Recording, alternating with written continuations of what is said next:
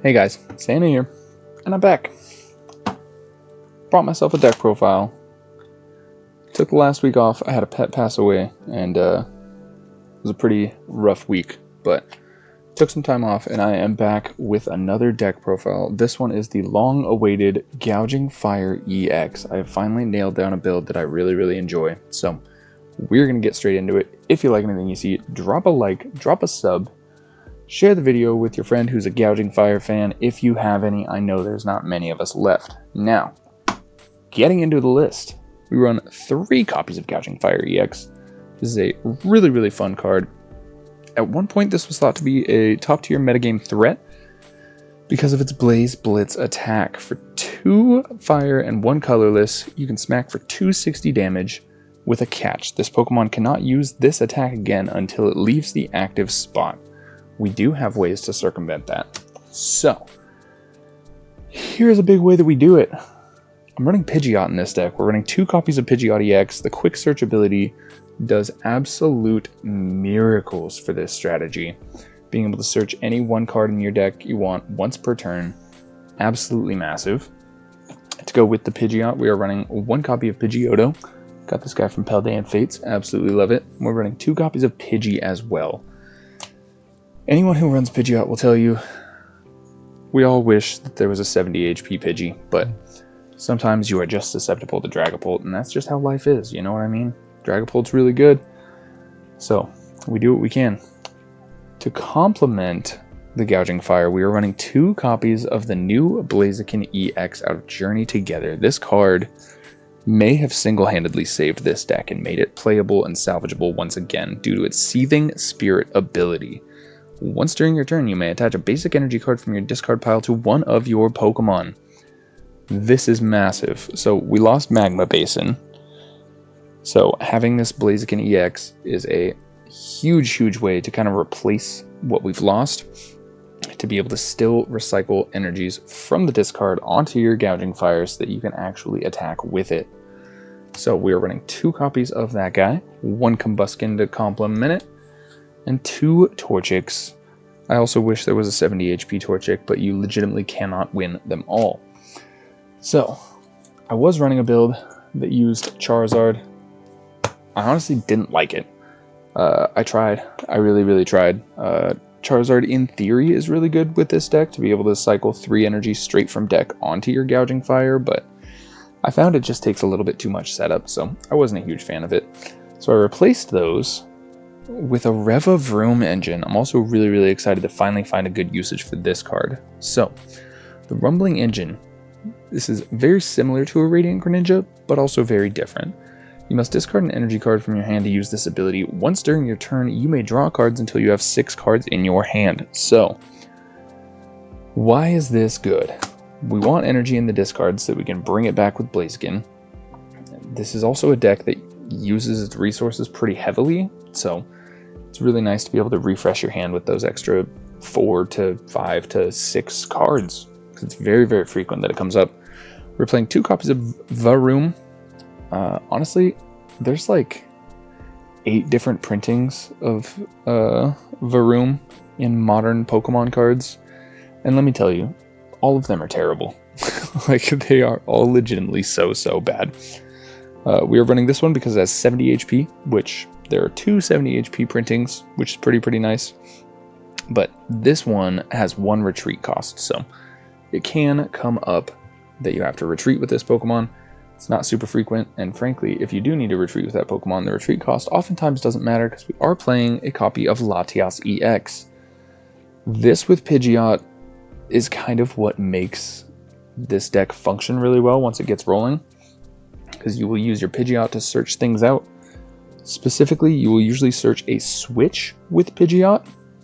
So what you'll do is you'll attack using your main attack, Blaze Blitz. Since you have to leave the active spot to use it again, Latias allows you to have free retreat, put yourself back onto the bench, and Pidgeot can search you a switch card to bring it right back. We're running 1 copy of Squawkabilly. I have definitely played around with running 2 of this. The Squawk and Seize ability is really good. Once per turn during your first turn, discard your hand, draw 6 cards. You can only use it once. But it's also very, very useful for its attack. I bet you guys didn't know this card had an attack too. It does. So Motivate for 1 colorless does 20 damage, pretty measly, but you get to attach up to 2 basic energy cards from your discard pile to one of your benched Pokemon. This is absolutely huge if you are in a situation where you actually actively have to retreat without having Latios on board. You will lose 2 energy as your retreat cost on Gouging Fire, but having Motivate allows you on the next turn to reattach those energies straight to it, which is very, very good. So that is the Pokemon count. Moving on to the items, it is pretty thick, but they all come up. They're all very, very important.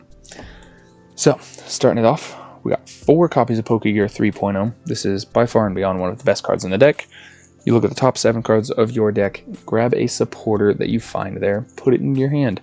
This is really, really good to search out your Professor Sada's Vitality, which is, frankly, one of the cards that makes this deck what it is, makes it powerful. Pokegear, absolute must. I wouldn't recommend running any less than 4, frankly. I tried it with 2, tried it with 3. Really just wanted to be able to find that Sada as much as we could. Running 4 copies of Nest Ball. This is absolutely massive. Your Gouging Fire EX is a basic Pokemon, so you can snag him straight out of the deck with Nest Ball. This is also really good to tutor out your Latios, so you can start getting your free retreats. But you can also use it on some of your smaller Pokemon, so it's definitely a great card to max out on. We were running 3 Ultra Balls. This is still a really, really good card to have. You discard 2 cards from your hand, and you search your deck for a Pokemon, reveal it, add it to your hand. There are very, very frequent times where you can Ultra Ball into either a Pidgeot or a Blaziken, and then Rare Candy straight into it, which is really, really strong.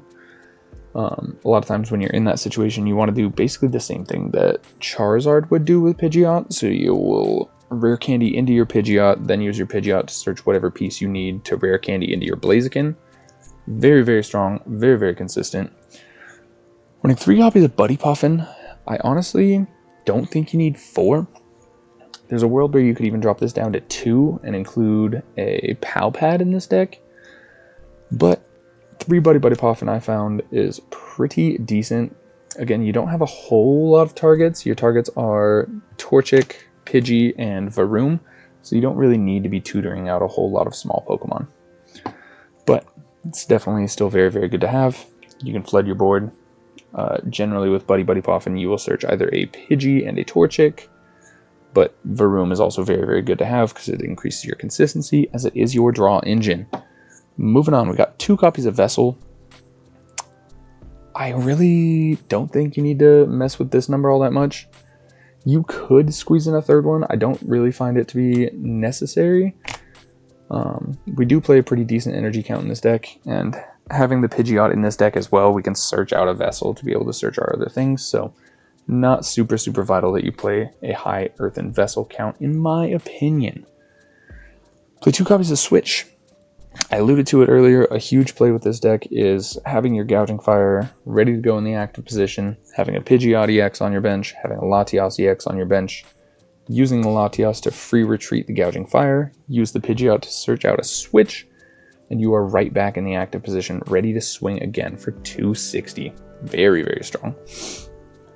Playing 2 copies of Rare Candy. I messed around with 3, and you could try and squeeze a 3rd one in here, but frankly, running 2 lines of Blaziken and Pidgeot, I found that the 2 Rare Candies are pretty sufficient because you don't really have a whole lot of targets in it.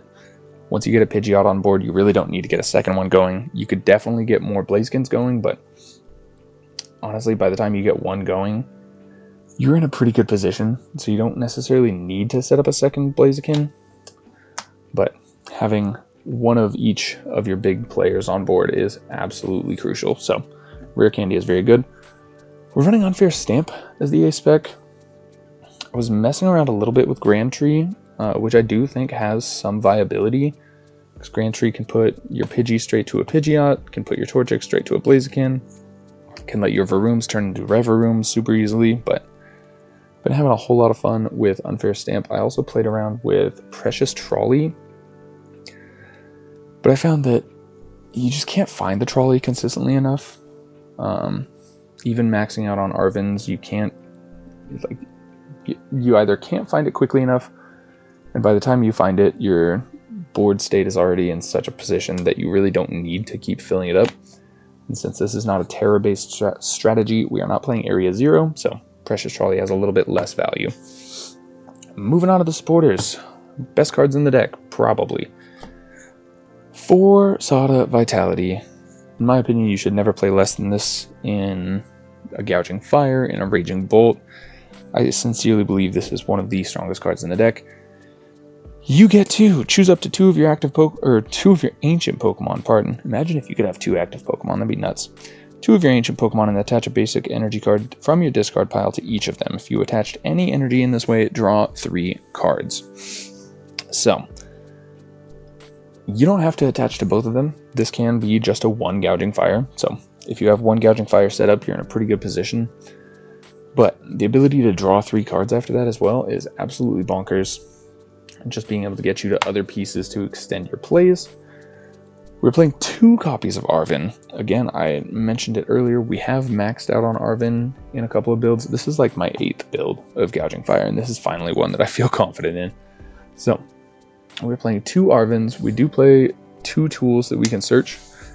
So, there's definitely a world where you could squeeze in a 3rd one, but I haven't really found the need for it, because you don't really need your items in this deck. You need your supporters in this deck. We do play a lot of items, of course, but you really need to be able to find your Sada's Vitality, and if you have Arven and Sada in hand, then you kind of have the opportunity cost of only being able to play 1. So I found 2 Arven to be plenty sufficient. Search your deck for an item and a tool. Reveal them, add them to hand.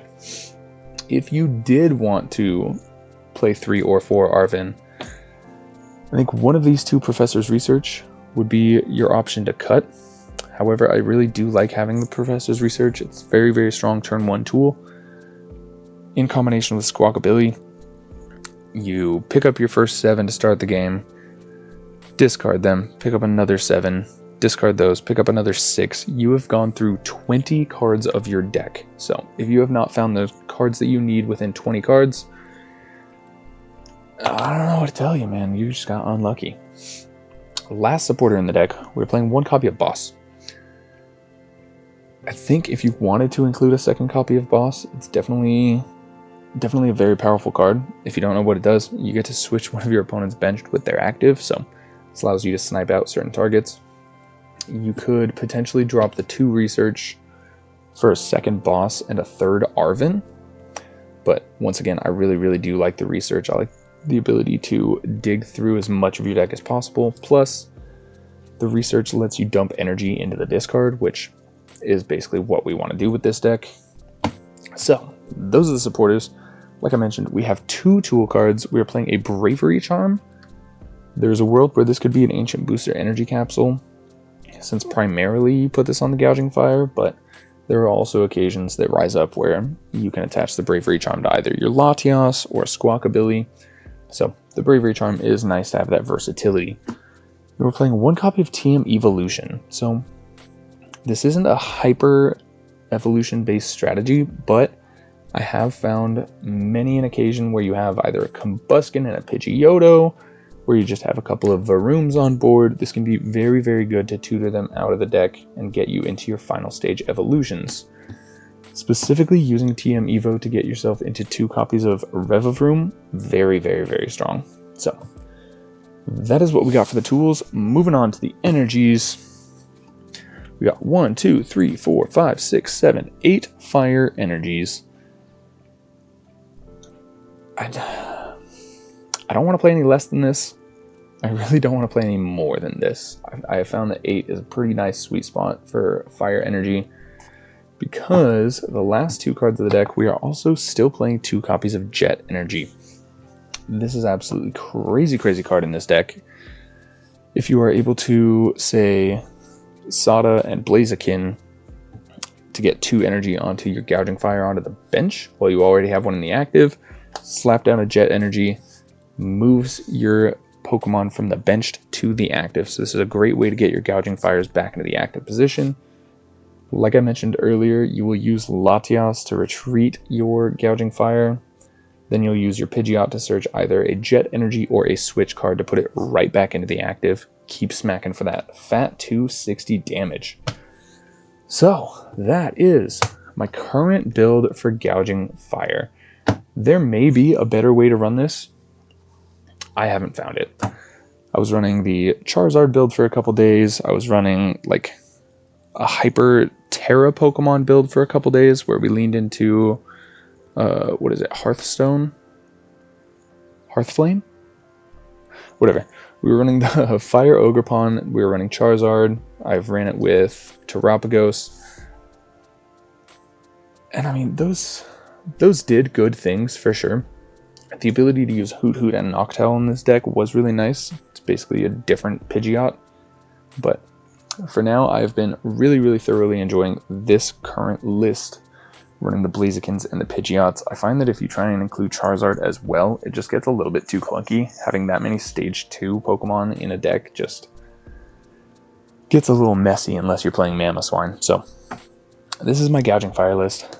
I hope you guys like it. If you guys have a better Gouging Fire list or ideas on how to make this deck better, let me know down in the comments. I absolutely love this card, love this deck, love this Pokemon. And rotation did a whole lot of things to slow us down. So this is my Gouging Fire list. I've been Santa. You guys have been awesome. If you're still here, drop a like, drop a sub. You obviously love Pokemon. And I will see you guys soon for more Pokemon card action. Bye, guys. Alright, I'm back.